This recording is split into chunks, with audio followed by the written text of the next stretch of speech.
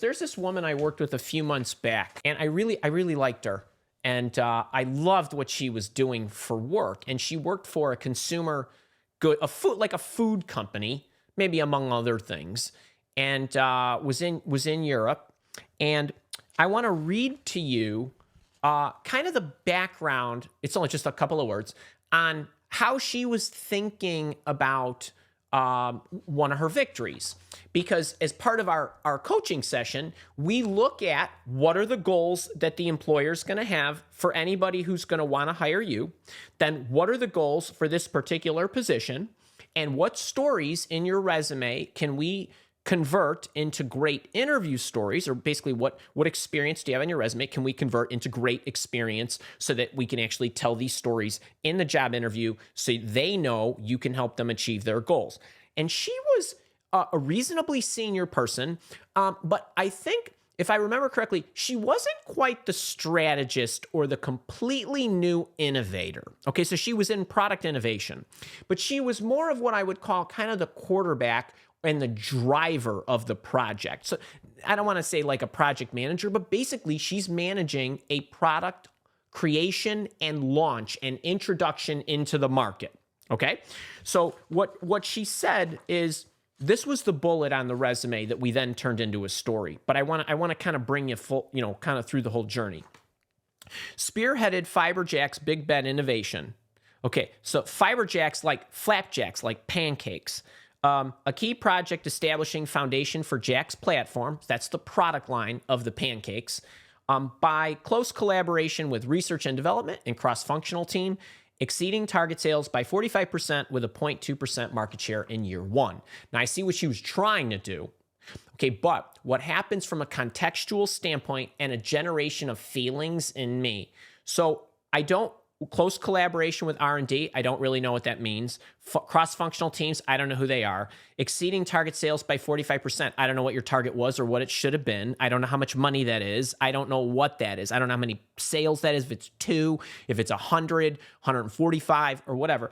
And with a 0.2% numerology, number psychology, 0.2 of anything, even trillions and trillions, is still a small number to me. So I don't really understand all that. So I started asking her questions. These are the questions I asked her, and here's how the story evolves.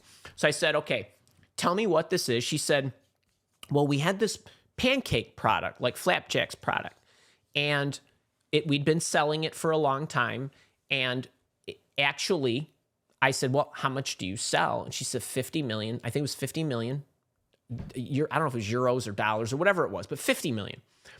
And she said, and my job was, I was in charge of a project where I was to think about a new way to market the product or create a new product line that was still in the same family of these pancakes, but that would appeal to the under 50 crowd. So the 50 million in sales was all to 50 and over demographic. So I said, okay, how much money do you generate in the below 50 demographic? And she says,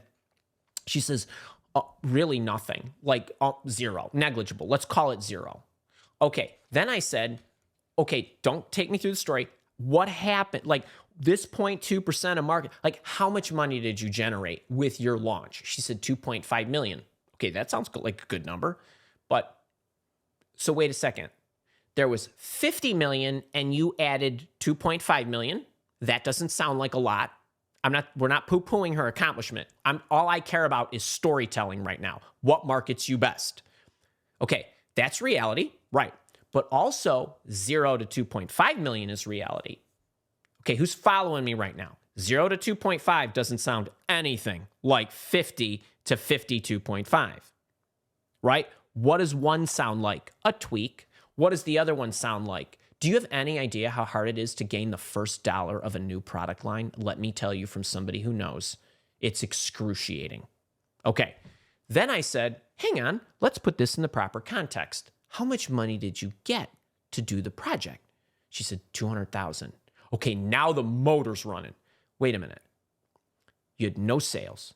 They gave you a paltry $200,000. You turned it into 2.5 million. Yeah. Okay. Well, take me through the project.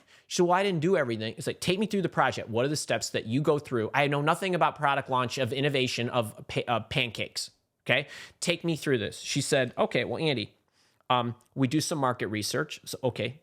It took us a little while to get to these 7 steps. We do some market research. Then I have to determine the trends. Okay. Customer insights. Okay. Whatever that is. Explore solutions, confirm the path, implement it, and track it. Okay. Sounds simple enough. Let's go back through this again. Market research. So if you're telling a story, you're going to zip through those 7 steps, except when you set the context up, let's go with that first.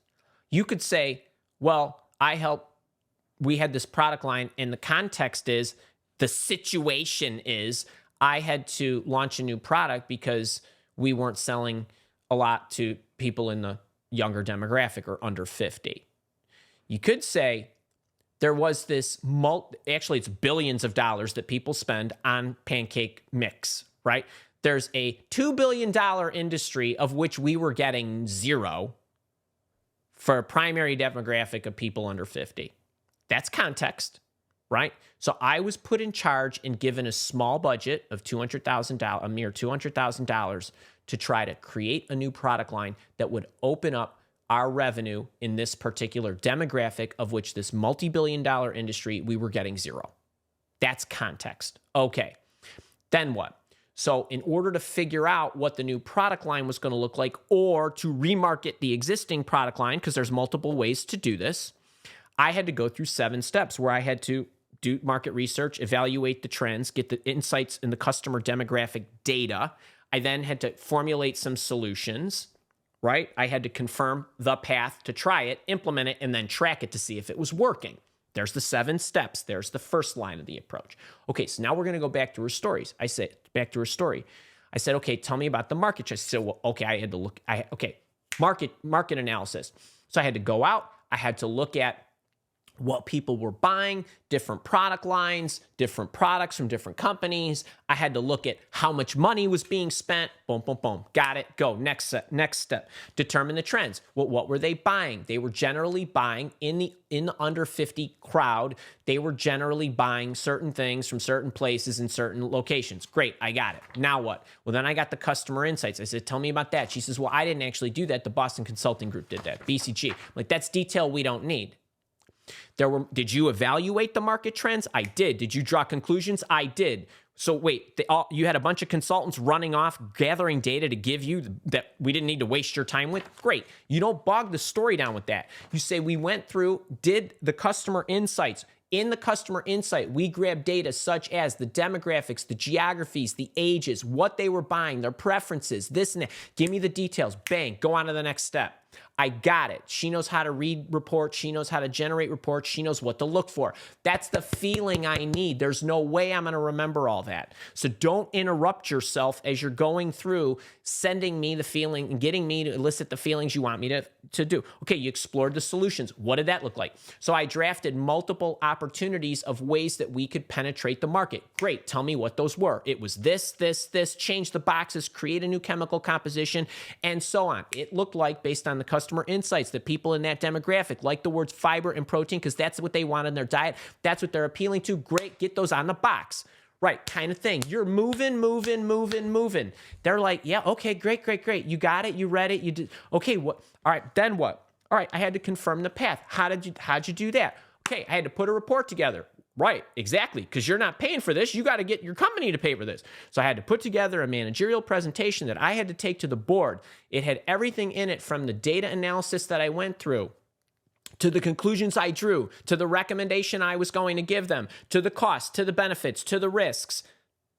Great. Sounds like she knows what she's doing. Got all the ingredients in a manager presentation. She obviously got them to sign off. She must know how to influence those people. Back to the story, right? This is what's happening with such little information that you're saying. Then what happened? So we put in my recommended approach. Management team approved it. We put in the approach. We generated $2.5 million after the first year, right? You follow me? Do you know how long it takes to tell this story? 2 minutes and 50 seconds. And all of a sudden, you're getting all the signals sent. They're feeling like, wow, she knows what she's doing. She's influential. She understands analysis. She's engineered. She knows what to look for. She knows how to evaluate the market. She knows how to pick, choose, correctly choose, present it to management. What happened? We generated 2.5 million. That's a 1,250%. You can tidy up the math return on a $200,000 budget. That's a story. Do you guys see the difference? You could go into, it took me 17 weeks to gather the data. I had to get this. We had 7 consultants working on the project. I got the report. Then I had to. Do you see the difference when you are pacing yourself? Here is what we were trying to do. We were trying to break into a market of which we had a product line, but we couldn't gain any of a major demographic that we knew would like our product. You follow me? All right. So there was 7 steps I needed to take to launch the product. Here's what they were, right? Market research, whatever. Determine the trends, customer insight, yada, yada, yada. Okay. Then she goes back through the story, just like I mentioned. Then what happened? 0 to 2.5.